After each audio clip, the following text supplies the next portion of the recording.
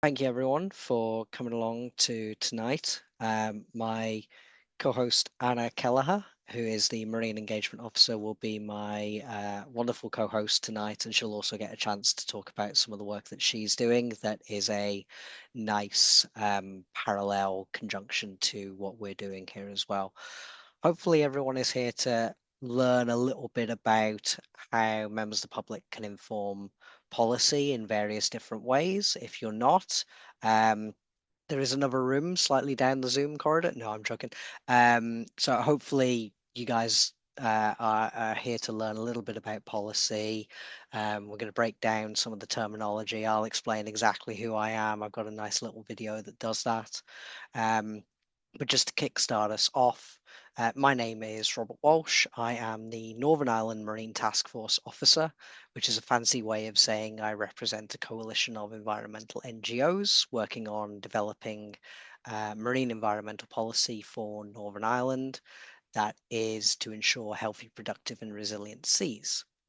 So hopefully everyone's here to learn a little bit more about that. Many thanks to Ulster Wildlife, who is one of the leading members of the coalition of NIMTF, for hosting us and allowing us the opportunity to give this talk. I am actually kickstarting off the Winter Online series, so I'm very appreciative to to be delivering that. So if you could hold your tomatoes and fruit and veg to the end, if it's all terrible, that would be fantastic. I'll just do a little bit of housekeeping. So it's going to be roughly about 50 minutes of talk. So I'll do about 40 minutes and then I'll pass over to Anna to do about 10 minutes to be able to talk about a specific project that will be relevant. And then there'll be an opportunity for 20 minutes for Q&A. The Q&A is within the chat function. Hopefully, if anyone has any issues, hopefully Anna will be able to direct people. Just so that everyone knows, first off, a massive thank you to both Ulster Wildlife members and to non-members for being here today. Your support is incredibly valuable, regardless of whether you're a member or not. And as I will outline in terms of the work that I work on, any support is very, very much appreciated. So this talk is being recorded for people who have maybe registered but are not able to attend. We kindly ask that you do keep your video switched off. If you don't wish to be recorded or if you're eating, don't you worry. I would love to say I have a nice smorgasbord of snacks next to me. I don't. However, I will probably be snacking during Anna discussing. So everyone will be muted during the talk. Please use the chat facility or the Q&A bit just for the questions. There will be a poll that will go out. Now, we'll hold our hands up. This is the first time we're kind of running this poll. It may come out as 5 questions all at once, but we'll indicate which poll question should be answered as we get to it. I don't think I'll be able to see the results of the polls until we get to the Q&A, but hopefully we'll be able to have answered some of those questions as we progress through. Sound quality has been tested, but what I would suggest is if you can't hear me, do adjust the volume on your own device. And after the talk, a feedback form will be emailed. We very much would appreciate, as I say, this is my first opportunity to have really been able to offer this in the first instance, and this will not only help Ulster Wildlife in future talks, but it will help me a lot in terms of how much you guys have gotten out of this as well. So that would be fantastic. So without further ado, I'm going to start us off with a little video that we got made, which hopefully explains who NIMTF are and what we do, basically. And then that will set the tone for the rest of the talk. So it's about 6 minutes. I'm going to kill my camera. All right, so here we go. Healthy oceans are vital for healthy life on land. The global ocean produces over half of the air we breathe, provides us with clean water, regulates weather and offers vital protection from the impacts of climate change, having absorbed up to 30% of human CO2 emissions. However, our ocean is now reaching a critical turning point. Fortunately, research suggests that the ocean can recover by 2050, but this will require ambitious action and a global effort. To achieve such changes on an international scale, we must first achieve ambitious actions on a local scale. The Northern Ireland Marine Task Force is a coalition of environmental NGOs leading on marine environmental policy in Northern Ireland. We've been running for nearly 20 years, and our membership has expanded to include a wide range of expertise to ensure that we deliver on a shared goal of healthy, productive and resilient seas. Overall, our mission is to continue being an enabling force for ocean recovery in Northern Ireland. Northern Ireland seas are incredible. We have a vast array of marine biodiversity, but unfortunately our seas are in a dire state. So a real aim and mission for Task Force through our marine vision is to turn this around. So Northern Ireland Marine Task Force's marine vision covers 5 key themes: recovering biodiversity, sustainable fisheries, sustainable development at sea, climate action and raising voices. Recovering biodiversity is a key priority for NIMTF. We know we've seen declines in many species and habitats. We really need to act now to start to see recover and build resilience. One tool for us to achieve this is what we call marine protected areas, and these are spatial sites to protect certain species or habitats. Northern Ireland coastal waters are covered by 30% of a marine protected area network, so that's really brilliant. However, we need to make sure that this network is really working. Not all of our marine protected area is actively managed. So we want to see proper management plans, we want to see increased and transparent monitoring, and we want to see enforcement so we know that these sites are actually working to help restore species and habitats.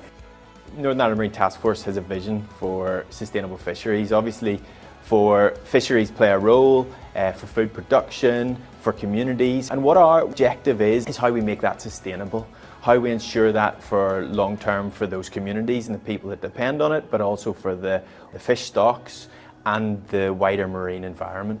And that's through working with industry, working with policymakers, taking what we call an ecosystem-based approach to fisheries management, thinking about how sustainable they can be in terms of bycatch, but also looking at how they can be resilient in terms of biodiversity, in terms of climate change, how stocks are managed and how fisheries are managed for that. Communities, society grew up utilising the marine environment for the key resource that it is, for transport, for moving of freight, and we're seeing that pressure increase. With a move towards renewable energy at sea, there's increasing pressure coming on that environment, and we really have a vision where we embrace that development, but it's achieved sustainably. So where we have increasing pressures of, say, sea level change or increased erosion due to changing weather patterns, how that's built into the planning process and built into the infrastructure developments. There's a massive job or solution that can be provided by the marine environment in terms of providing that space for things like offshore renewables, for the carbon storage that happens within the sea sediments, but it's making sure that that's not disturbed in the process. There are key aspects, and one of the really important ones looking at things such as erosion, water quality impacts, and how our society interacts with the marine environment and the sea is really part of the marine vision, but asking that we adopt a process which is sustainable, planned, and work together on a larger plan. Our key theme on climate action in the marine environment is to ensure that nature-based solutions have a role to play in tackling and mitigating the impacts of climate change.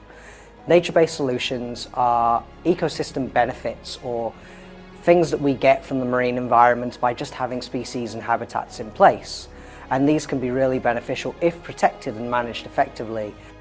For our theme on raising voices, NIMTF are a leading voice on marine issues in Northern Ireland by running events that engage, educate and encourage society to get involved through our public consultations and through our members' practical work, as well as opportunities for citizen science. We can also raise additional issues which are on the horizon that we're engaging on too through our website and through social media. In summary, NIMTF are working across several key themes and with different key marine stakeholders to ensure that we're developing marine environmental policy that will achieve ocean recovery. The dynamic nature of our marine environment reflects our ability to adapt to changes and be scientifically led. It is important we engage across Northern Ireland to fully achieve ocean recovery by demonstrating the importance of the marine environment and why it must be protected. We must all work together towards ocean recovery.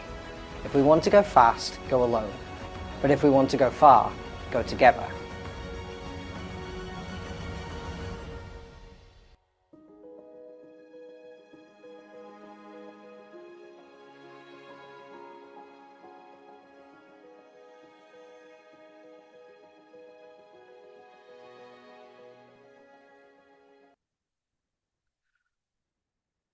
Alrighty. Brilliant. So hopefully that has set the tone for who we are and helps provide a little bit of a better understanding. So as was mentioned in the video, there was a load of logos there. So we represent a coalition of environmental NGOs or charity organizations.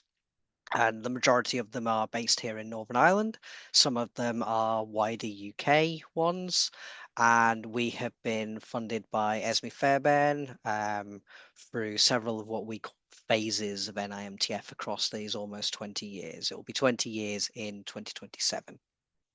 And we have expanded over that time and created this marine vision, which is what that video is based off of. And Anna will have a few links that will be able to go into the chat to where you can go and see more of this information as we talk through. So, as I say, we have been we've been going for almost 20 years, and there's been a variety of different activities. We have constantly advocated on behalf of the marine environment, but we have also engaged with the public to build society into the decisions, to build them into developing marine environmental policy over time, such as in 2011, getting 4,000 letters to MLAs calling for a strengthened marine bill, which eventually led to areas like Rathlin Island, Belfast Lough, Marine Conservation Zone, Waterfoot and Carlingford, and even Strangford Lough being designated.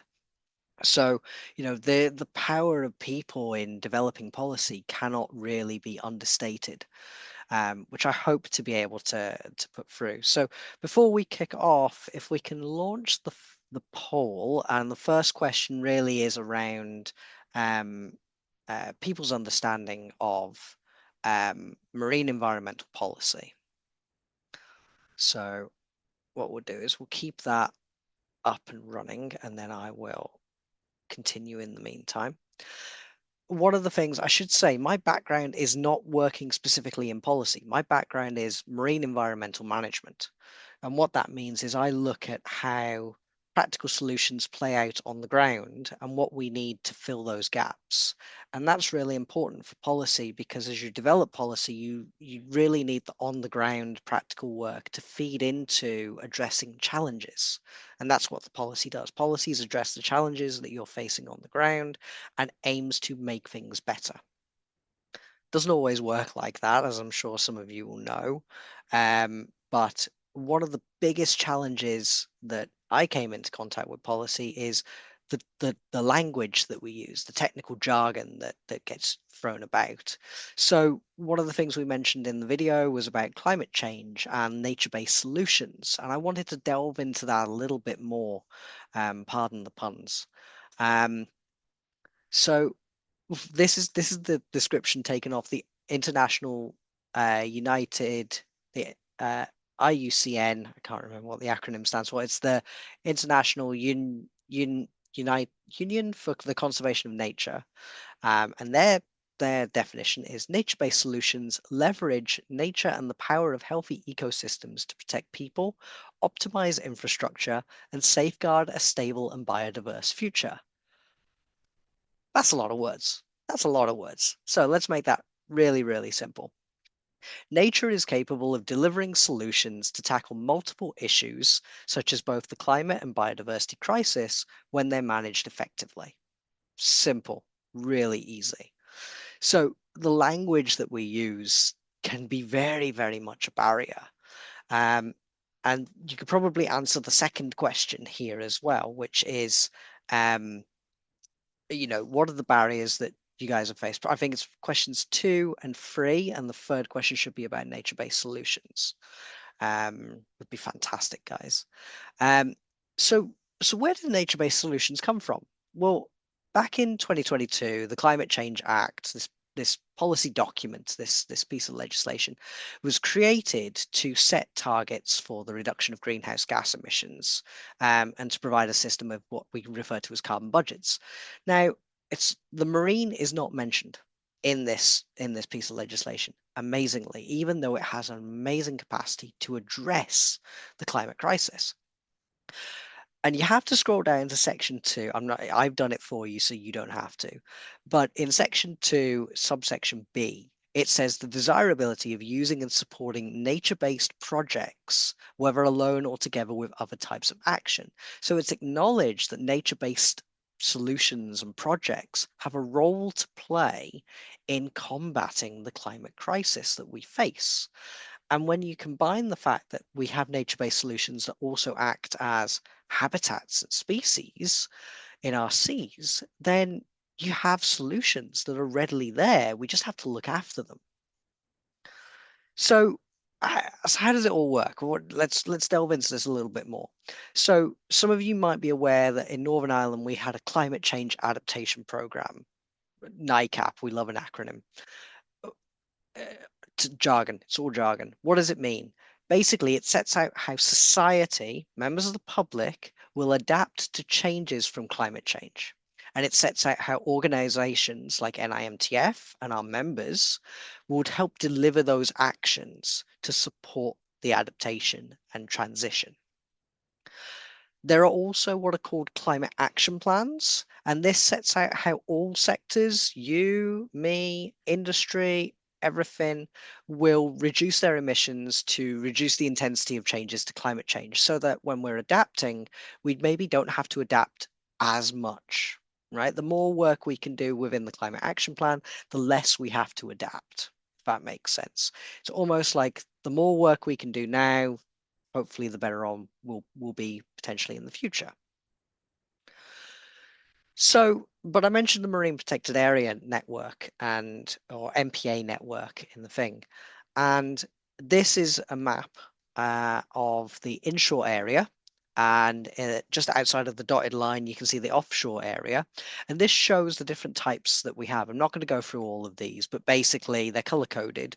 And you can see that it's quite expansive. We've actually designated a massive amount. So approximately 35.5% of our seas have been designated, but not all of these have management plans. So essentially what we would refer to these as are paper parks. They're lines drawn on a map, but nothing has necessarily been implemented to ensure and guarantee their protection. So there's a lot of work still to be done, especially for those of you who have heard of the phrase 30 by 30, which is to designate and manage 30% of our land and seas by 2030. So we've got a lot to do. And one of the pieces of legislation that we don't have that we need is what's called the Northern Ireland Marine Plan, which has been in draft since 2018 when there was a consultation. That sets out how we sustainably deliver activities in our marine space alongside industry, protections, economy, all of those things. But it sets out the precedence of having an ecosystem-based approach that we protect species and the habitats where those species live. And we need to make sure that we are keeping everything connected and interacting effectively. Now, there's a bit of a crossover. So in December of last year, and not December of last year, December of 2024, there was a review of the Marine Protected Area strategy that we had first off in 2014. And there's a lot of overlap between marine protected areas and what we refer to as blue carbon. Um, this is where question number 4 comes in, I believe, which should be who's heard of blue carbon as a term.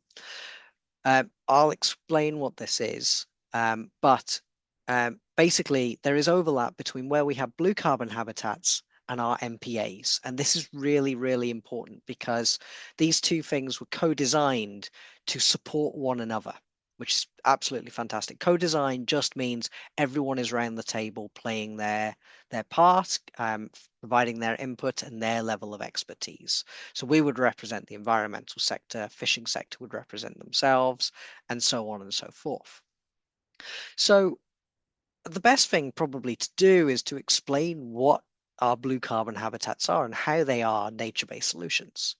So this is some photos taken from the native oyster nursery in Bangor Marina. This is one of many that Ulster Wildlife have got set up. And you can see here the oysters are growing in these baskets, and you're able to see within these baskets the level of growth and see the different types of biodiversity that are growing on the cages. Some of you here may already be volunteering at either Bangor, Glenarm, Belfast, or even the new one at Carrickfergus. So, that is fantastic. But what do they do? What do they do? What do they do for us? So they provide shelter. They reduce waves, so fantastic for mitigating those increased and uncertain storm surges that we get. They help address severe water pollution, but there is a limit to what they can do. So they filter approximately 200 liters a day, which is the equivalent of a bath. They provide a fantastic rich nutrient source. They also provide a surface for other organisms to grow. So they're what we would refer to as a reef-forming species. And that is really important because, that supports other species, it supports additional habitats. So allowing these reefs to grow, and they're currently a gap within our MPA network as well. So not only by restoring these habitats do we, improve what we get as society, ecosystem benefits, or those benefits we get from society by looking after those species and habitats. And we get all of these from them by just looking after them, really. The next one is salt marsh.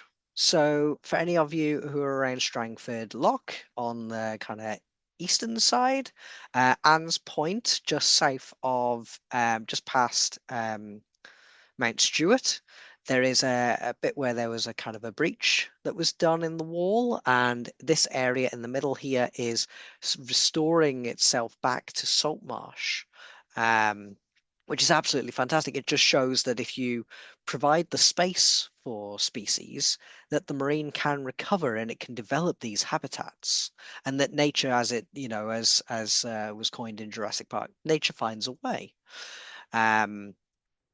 There's also, on the western side of Strangford Lough, WWT at Castle Espy are working to restore approximately 100,000 hectares of salt marsh by 2050 across the UK. They currently only have the site at Castle Espy here in Northern Ireland, but it is, it makes a significant contribution to the overall network.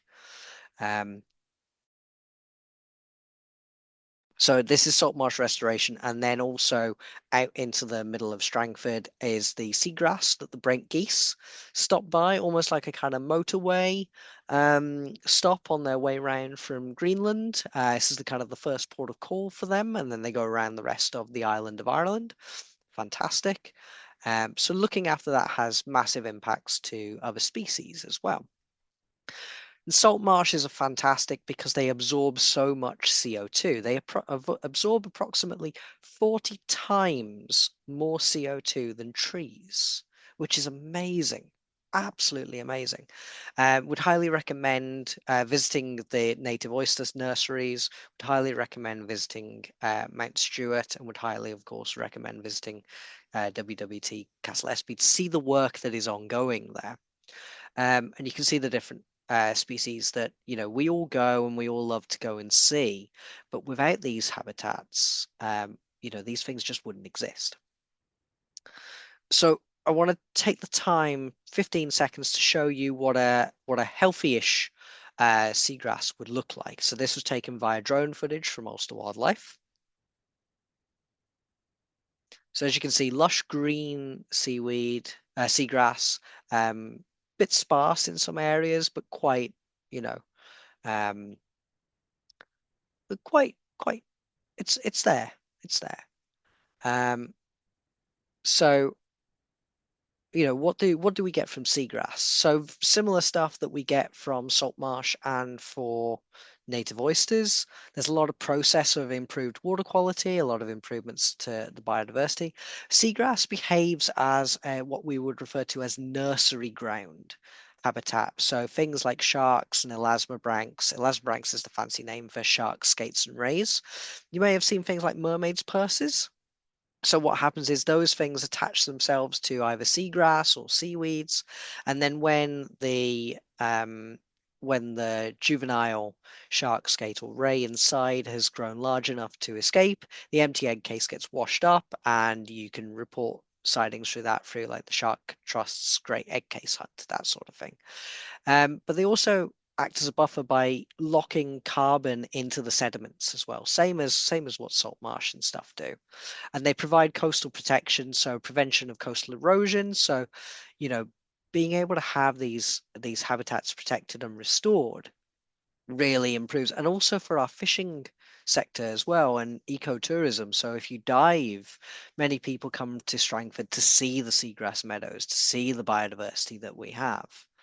And that's, it's really important. And stabilization of sediments, without this stabilization, flooding happens, storm surges happen, and we lose massive swathes of coastline. So, they really do a massive job in regulating what we have.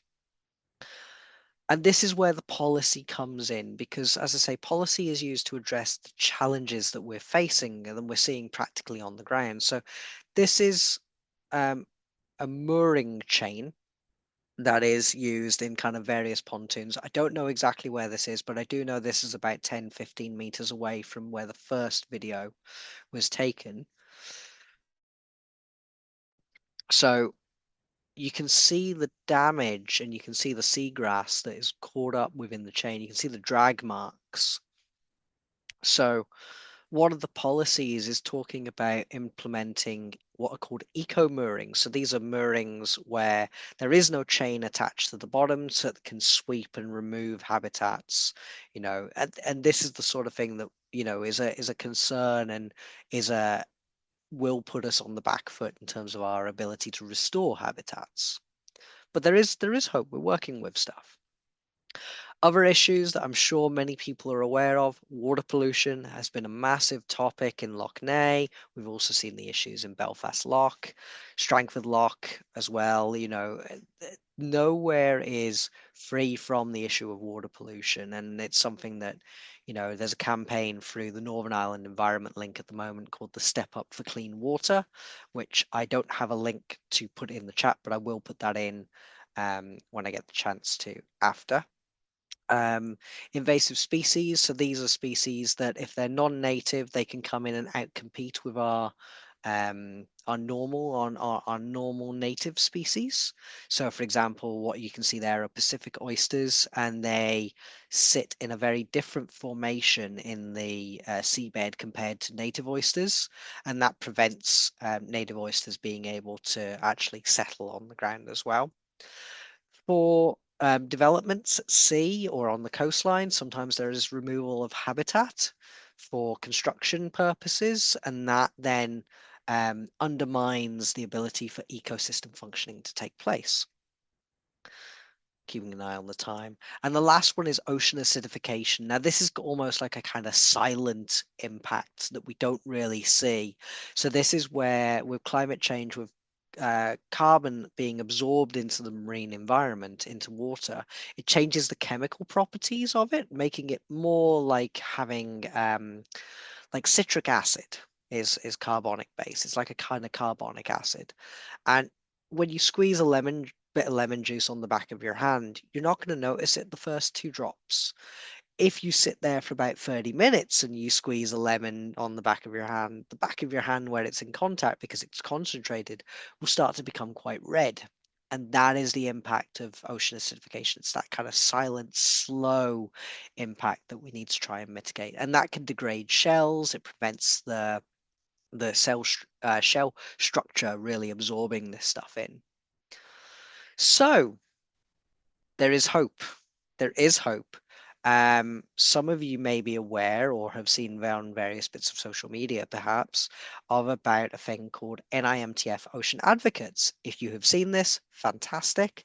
I'll explain what that is because, quite frankly, what even is an ocean advocate? What is it? It's confusing. We're already talking about jargon. What is it? An ocean advocate is someone who can be a champion, and it can be anyone. It can be a member of the public. It could be someone in government, someone who has the ocean at, is passionate about protecting the ocean and wants to be vocal in some way, shape, or form, or perform an action that can help support it. So we'll talk about what those actions are. And some of them you may not even necessarily think, oh my God, didn't know I could do this. So the first one is you can actually email your MLAs. Did you know that you can email your MLAs? I didn't know you can email your MLAs. So there is a website called the Northern Ireland Assembly website, and there is this thing here called the MLA search.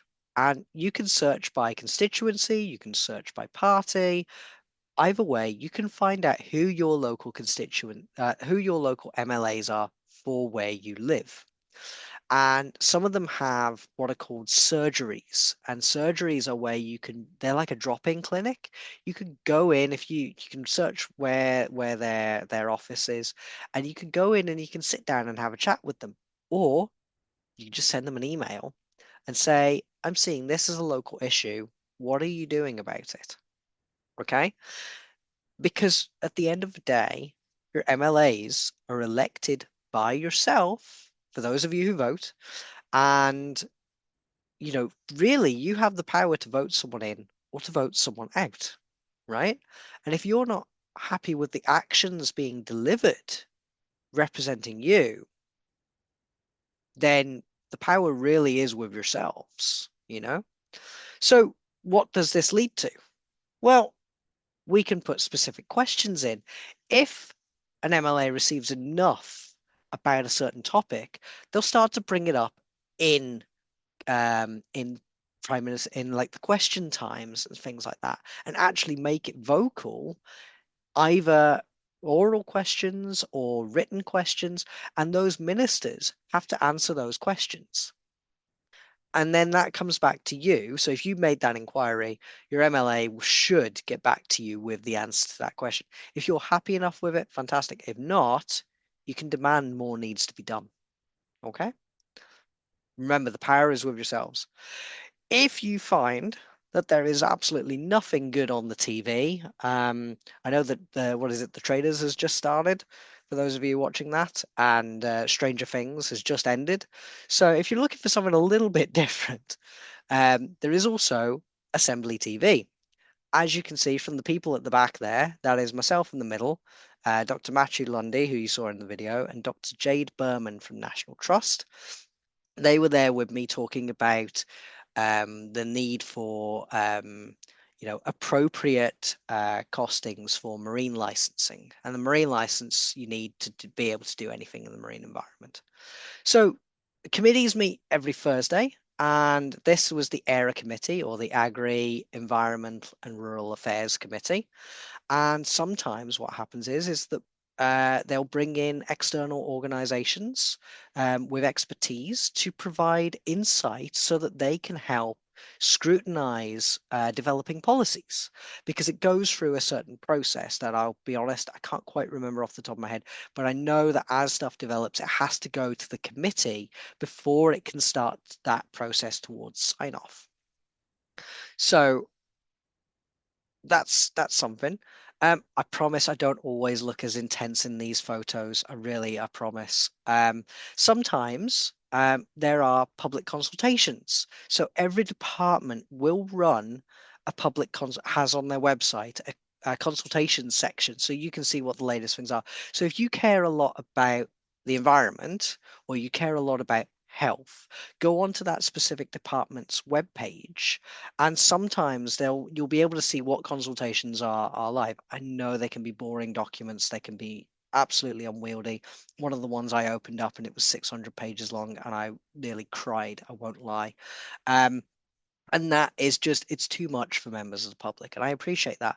But see, attending things like this, you get to learn people different perspectives, and you get to have your voice heard at these things, because the purpose of these consultations and these public sessions is that it's engaging with the public to get your perspective, so that that can be factored in to developing policy and shape it.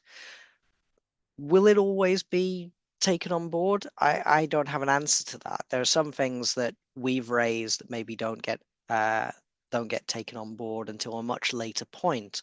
And there are some things that we say and it immediately gets, filtered in. So, but I think it's really important to be able to get out of your comfort zone and meet other people with maybe different perspectives, because the whole point of this is to take a holistic approach and to listen to everyone around the table. That's how we co-design, that's how we co-develop, and that's really important.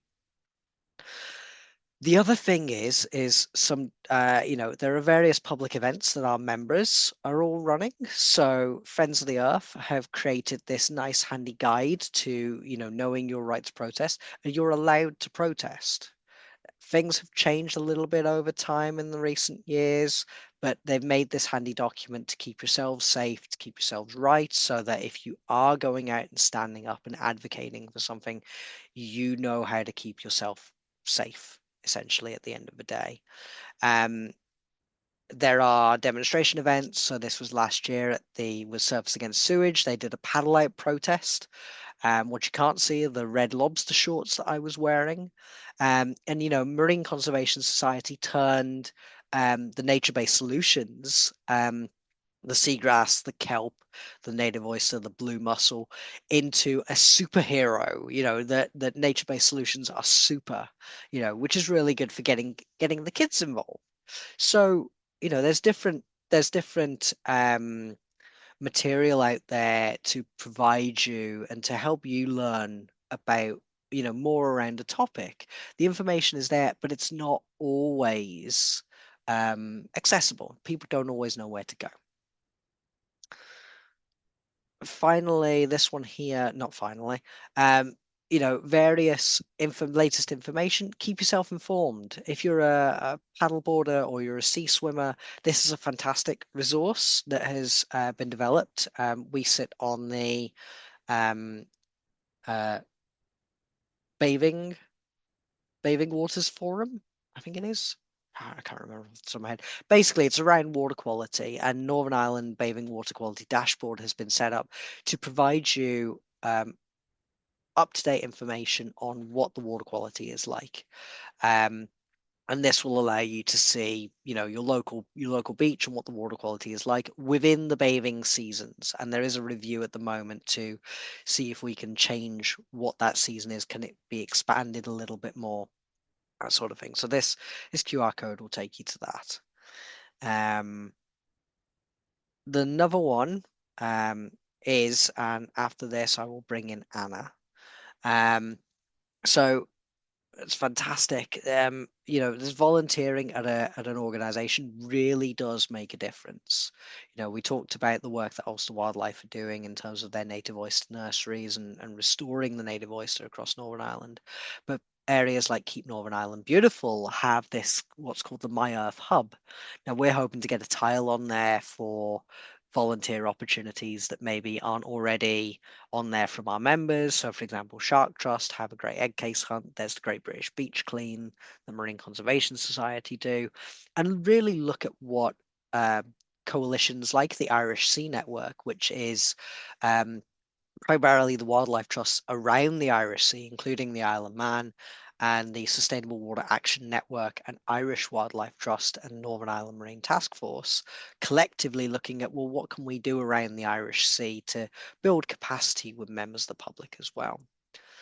So I will wished and I'll bring in Anna now, and what I'll do is I will set this to Anna. I will mute myself, and then Anna, just let me know when you want me to pass on, all right? Thank you, Robert. I just want to introduce you all to a citizen science project called Shore and I, which is run by Ulster Wildlife, and it aims to collate observations of wildlife from around Ulster's coastline. When you sign up to Shore and I, you get lots of free resources for IDing species on the rocky shore and mermaids' purses, and there are more in production for coastal wildflowers and beachcombing. And also, when you're signed up to the project, you get invites to training and recording events such as rock pooling and beachcombing and coastal wildflower sessions, as well as online training. If you would just change the next slide there, Robert. Thank you. Shore and I is run through iNaturalist, which is a really handy little app or website, depending on what you prefer, where you can turn your photos into scientific data. Next slide. iNaturalist is really, really easy to use. You simply just take a photograph and it has its own image recognition software. So if you don't know what you've took a photograph of, it can make suggestions as to what that plant or animal is. So you don't need to know everything just to record it. You upload it, and just like that, you're contributing to science. But how are these photos contributing to science? Next slide there. Your photos can evidence a changing climate. Certain species, such as the strawberry anemone, which is the little red speckledy thing you see, and the furrowed crab, are moving further north and west as our climate changes and our oceans are warming. So by taking pictures of where we find them, we're able to map their spread quite easily. Next. We can also document the spread of invasive species, such as the Pacific oyster, which has escaped from aquaculture, and the big brown seaweed you see on the right there, which is called wacamane. It's oftentimes citizen scientists are the first people to see invasive species. And with more boots on the ground, more people out and looking, it's much more easy to document how they're spreading around our coastline. Next slide. Your photos can also map priority species. Priority species are ones that are really important for our marine landscape, such as otters and harbour seals. And these species are key factors in the designation of MPAs, so marine protected areas. So basically, your photographs become data. And if you're interested in the little photographs that you take while on a walk on the beach, becoming data that's used for real science, conservation, and policy, maybe consider signing up to Shore and I. We'd love to see you on the shore and see you out recording. But that's just a quick little introduction, but I'll hand back to Robert now. Okay, I think I'm back. Brilliant. Thank you very much, Anna. Yeah, Shore and I is a fantastic citizen science project, and it does so much. And honestly, data is a critical component of the work that we do. We rely on that evidence base and that scientific led series of data to be able to work with, because we have to be able to see the trends to be able to ensure that we're putting the adequate protections in place. That informs, as I say, the data on the ground informs what we need to change in policy to make things improved as we move forward. So finally, before we move towards the kind of Q&A bit and other bits of housekeeping, so for those of you who are not already following us on social media, very much would appreciate if you would, if you can, if any of these resonate with you. I will say we're slightly more active on Instagram, but we are a lot of these videos that you've seen so far are on the NIMTF YouTube channel as well. And our website is where we put all of our kind of consultation responses. We are going to have a revamp of the Marine Vision and our website in the coming months. But yes, if you would consider giving us a like and a follow, fantastic. I promise I am as goofy on these channels as I am in real life. But yes, there is a final question in that poll, which is, would you like to which would you feel that you would like to pursue? Is it an ocean advocate? Is it to become part of Shore NI? Maybe it's both. Let us know. And yeah, my email is there. If you do want to become an ocean advocate, my email is there. Please do send me an email. What I will do though is just before we move away from this into the Q&A, I will kind of highlight to people that there are some. I'll go back to that last slide so you can keep my details there to get in contact with us. There is a upcoming talks. So there's the Pine Martin Effect with Ross McElraith next Wednesday. There is the 21st of January, The Amazing World of Soil with Rosemary Mulholland. 28th of January is the Comeback of Glenullen Bog with Simon Gray. Wednesday, the 4th of February, Fijian, The Fields That Time Forgot with Giles Knight. The 11th of February, Wild Island Past, Present and Future with Julian Friars. The 18th of February, Spring into Wildlife Gardening with Maureen Carville. 25th of February, The Puffin Comeback with Andy Crawley. Wednesday, the 4th of March, From Source to Sea, How Nature Can Fix Our Biggest Challenges. So if you want to find out how the marine also relates to the freshwater side of it as well, myself and it's Nina will be there, but I'll be co-hosting with Nina. If you want to find out more about marine, on the 11th of March, it's the rise and fall of the European oyster with Jade Kirkpatrick. And then the 18th of March is peatland wildlife, insights from our trainees. And as a reminder that all winter talks are available exclusively to Ulster Wildlife members on the YouTube channel. But thank you very much for being here as well. I will go back to this and I'll stop sharing for now. No, I'll keep the sharing happening, but I will see in the chat. So let's have a look at the results of the poll. Ooh. No, I've lost the poll. Lost the poll. I shall pull, Yeah. Robert, I'll pull up the poll for you. Fantastic. Thank you so much. Sorry, technology is meant to. So for the do you engage with marine environmental policy? Yeah. We have about 37% yes, 63% no, so that's a good Okay. amount already engaged. That's fantastic. Yeah. Going forward, could we have a raise of hands maybe, or anyone think they might now be more keen to engage in Yeah, I policy should after ask the that talk? Maybe. Maybe, perhaps. Some people Um, may want to become ocean advocates or even get involved in Shore NI. yeah. Brilliant. The biggest thing that people found was a barrier for getting involved with policy was knowledge. Oh, okay. So that's Fantastic. 52% found that knowledge was their biggest barrier. Okay. Um, Most people, 70% of people had heard of nature-based solutions. That's very impressive. Well done, That is guys. good. Yeah, that's good. Yes. It's very good. Also 70% blue carbon, so that goes hand in hand, I'm That's assuming. good. Yes, that's very good. Very good. And those of you who didn't know before, they are very jargony terms. So I hope you might understand them a little bit better now. And most people, 46% wanted to get involved with both Shore and I and becoming an ocean advocate. So there you go. It's good. Brilliant.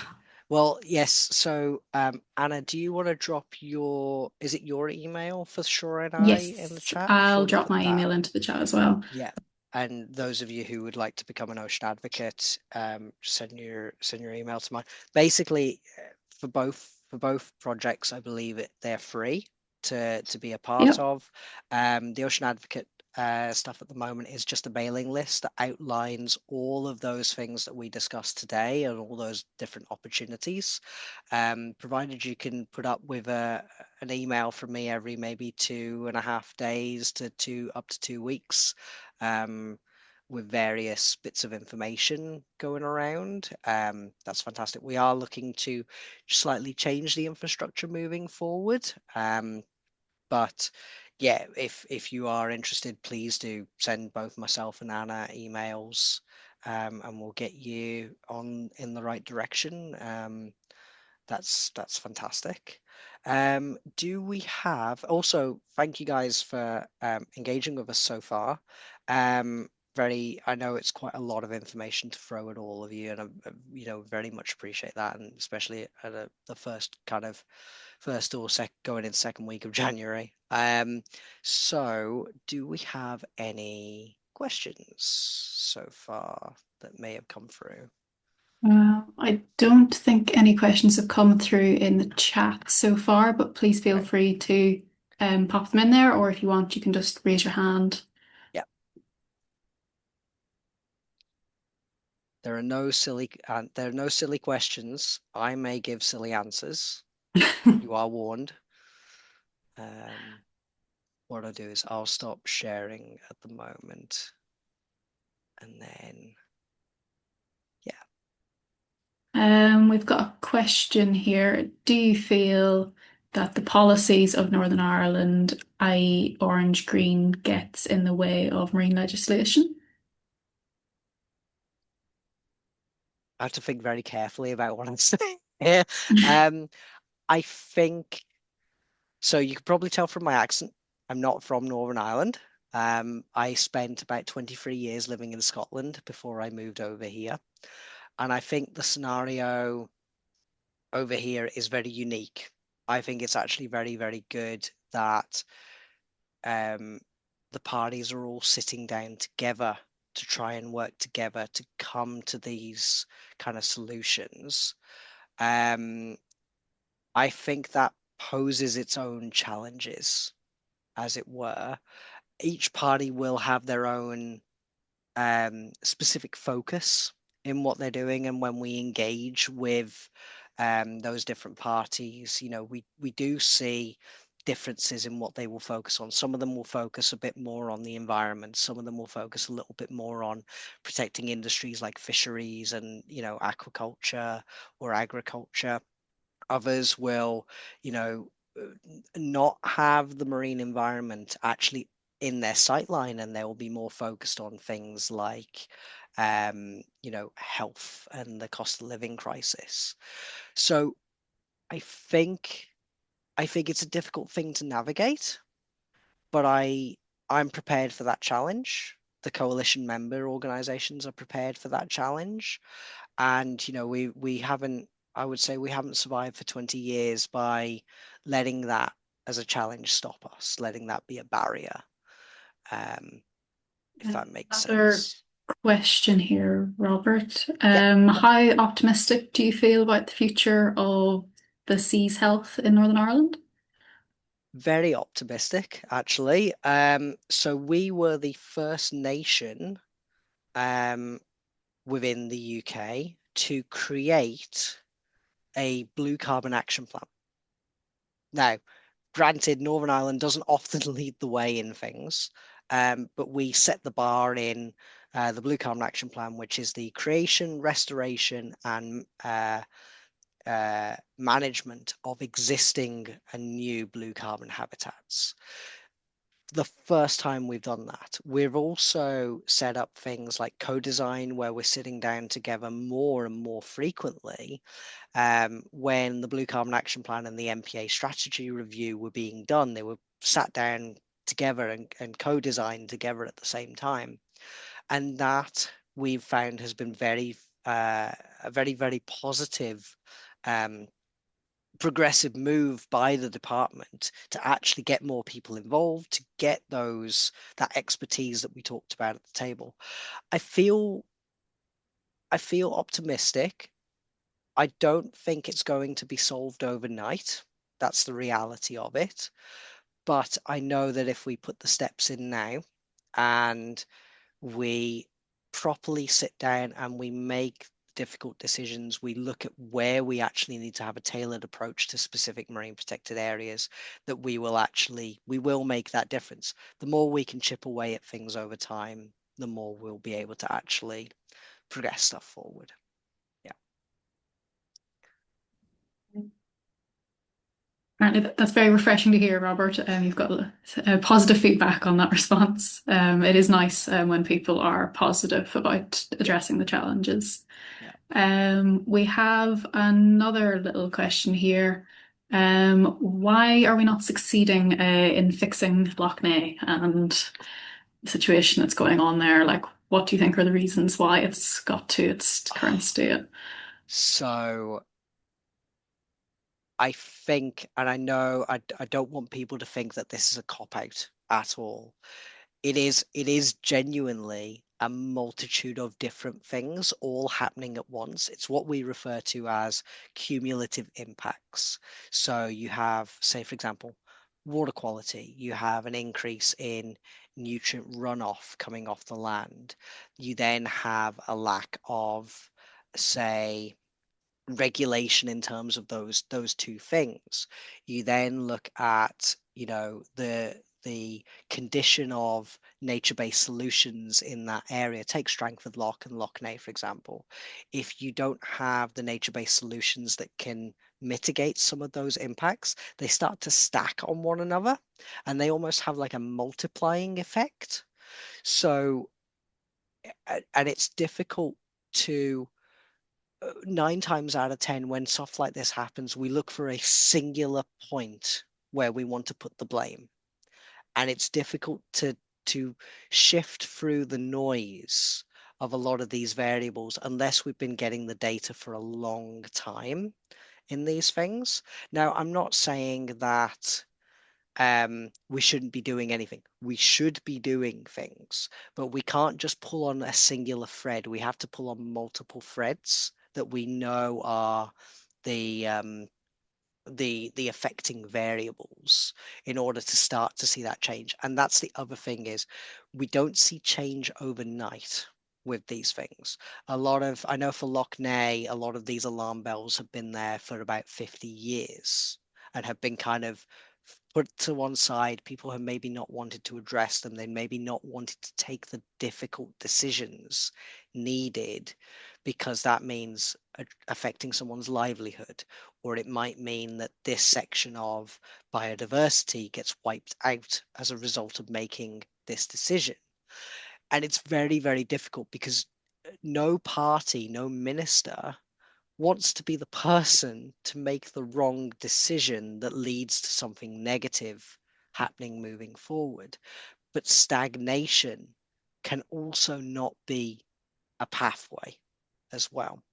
And I think this, hoping that the problem will maybe fix itself, it's not going to work anymore. We're starting to see cracks in the wall for areas like Lough Neagh, where we started to see blue-green algae appearing on the north coast.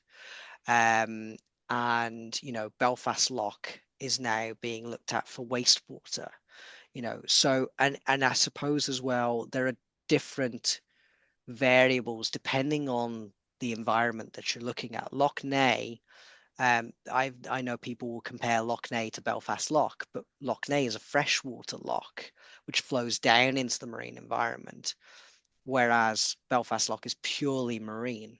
So what would work for Belfast Lough may not be appropriate for Lough Neagh, if that makes sense. I know that's kind of a roundabout way of saying there's a whole range of different issues, but we need to look at what is the most severe issue in Lough Neagh, and we need to look at what are maybe the tougher regulations that we need to bring in to bring things back in line, if that makes sense. And that's not me saying, and when it comes to water pollution, for me personally, it doesn't matter whether it's the agriculture sector, it doesn't matter whether it's, wastewater treatment coming out, both create an influx of nutrient pollution within an area, and both will have the same impact further down the pipeline. Okay, hopefully that answers the question. Sorry, it's a bit of a round there. It's a big issue, so you did a good job of, yeah. Okay, We got any more questions? I think there's one from Christine that's come in.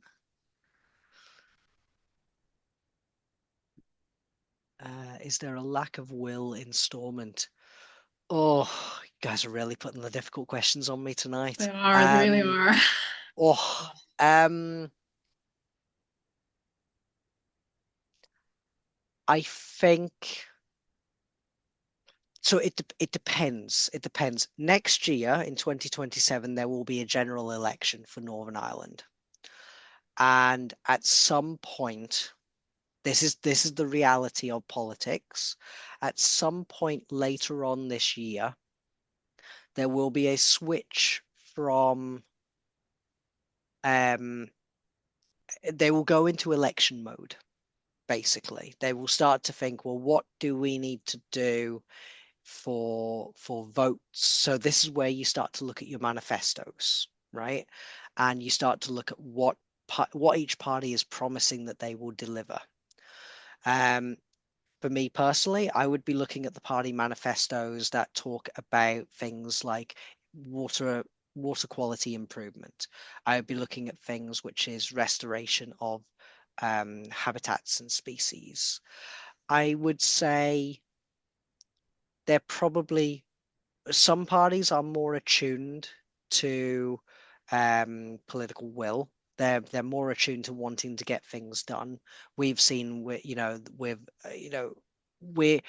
are apolitical. We engage across all of the parties when we go to conferences, when we talk to different parties and politicians. Um, I think there has been in the past. I won't lie, I will hold my hands up and say I think there probably has been, because that is something that a lot of people, if you as members of the public are feeling that, then there probably is. There is also a little bit of hands tied behind their backs in some circumstances in terms of available budget. We've heard this phrase, a magical money tree and things like that.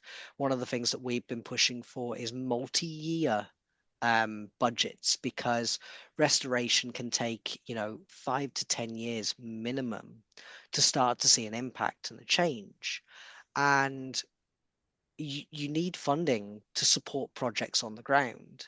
I mean, we're funded by Esme Fairbairn to shout on behalf of the marine environment. So, there's money required for me to do my job. There's money required for Anna to engage with communities. But I think there's a bit of a two-way thing here, in that there's perhaps been a lack of will in Stormont, but I think maybe there's also been a bit of members of the public have perhaps also lost a bit of faith in Stormont as well, and maybe that has crept in, both ways, on both sides. And I think if we can get people back involved into politics in some way, shape, or form, the politicians will go, oh, my constituents are actually really switched on to this topic, and they're actually going to grill me, and they're actually going to test that I know what I'm talking about, and that I'm actually going to, they're talking about water pollution in their local river, and they're asking me what I'm going to do about it. Oh, maybe I do need to actually do something about this, because politicians, if they have enough feedback, if they have enough people asking them about a topic, They need to act on it. They won't do it if one person says it. Now, use that as a strategy should you wish, right? But it is that thing. It takes a village to raise it takes a village to raise a child. It takes a lot of people to change the world. And I would say that, if you feel that what you as an individual solely can do maybe isn't enough, I would disagree. I would absolutely disagree. The smallest of droplets makes a puddle at the end of the day. And I think that if we want to change this lack of will, the politicians have to see that we're engaged. As society, that we are engaged, we're switched on, we're willing to haul them over the coals to make sure that things are being done. Hopefully that helps. Yeah. Um, Yeah. any We've other got about questions? 5 minutes left. If there's any final questions, thoughts. Um, If not, that but is also otherwise, okay. yeah. Yeah. Thank you very much, guys.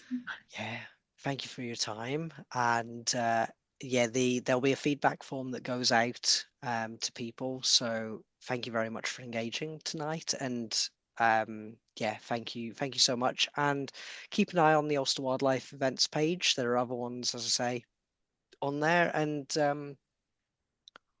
well, yes, and hopefully we can help to keep people more informed moving forward of about changes. And yeah, thank you so much for your time.